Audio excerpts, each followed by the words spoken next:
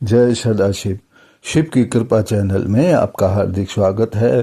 परम पिता परमात्मा सदा शिव की असीम कृपा आप और आपके परिवार पर सदैव बनी रहे, इसी प्रार्थना के साथ आप सभी को नवरात्रों की हार्दिक शुभकामनाएं।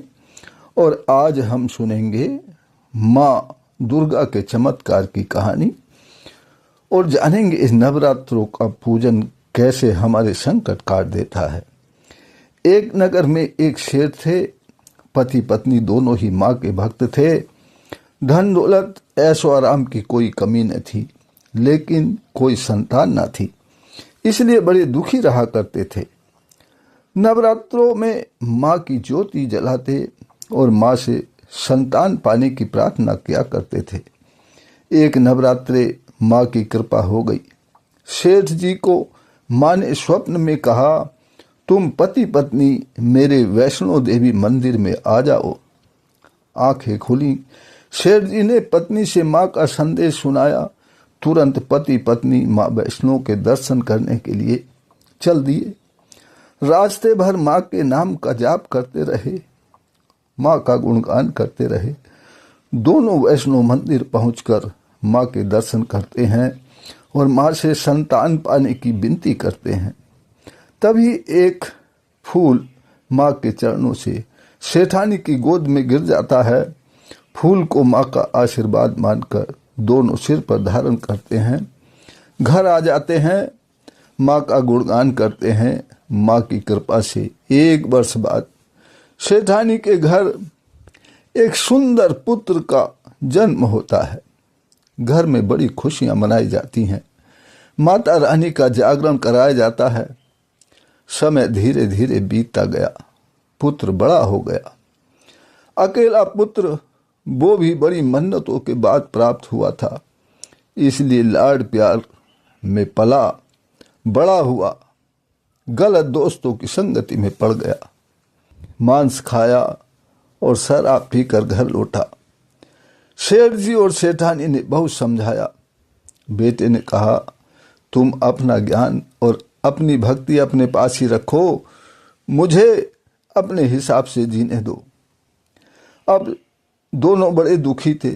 शायद हमारा बेटा सुधर जाएगा, ऐसा सोचते हुए एक लड़की से अपने बेटे की शादी करा दी। घर में आई हुई बहू भी माँ की बड़ी भक्ता थी, बड़ी भक्ति करती थी, लेकिन लड़का बिगड़ता गया। शराब पीता, मांस खाता और उसकी आदत बन गई रोजाना शराब पीने की। सेठ सेठानी तो मर गए बच्चे की चिंता में।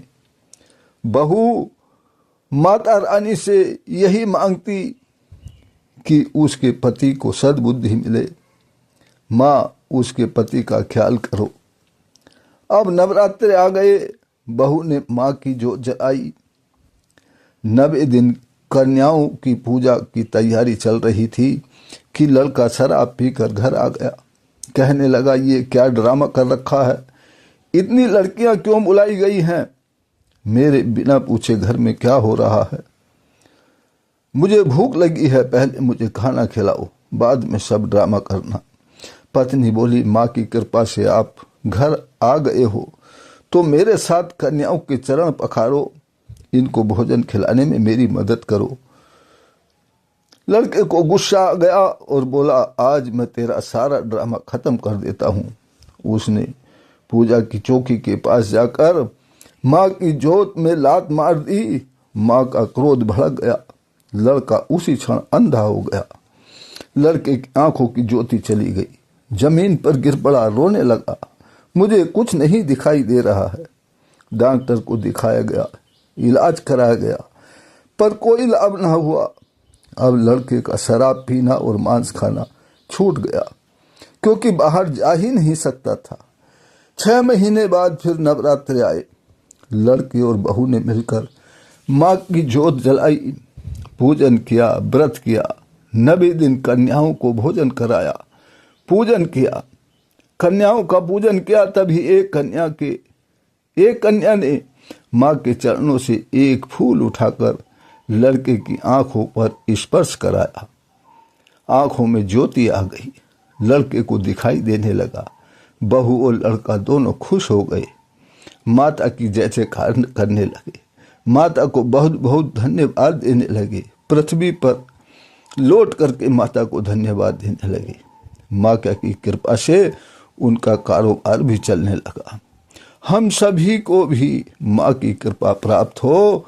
परम पिता परमात्मा सदा शिव की असीम कृपा हम सभी पर बनी रहे। हम सभी के नवरात्रे शुभ हों, इसी प्रार्थना के साथ फिर मिलते हैं अगली वीडियो में।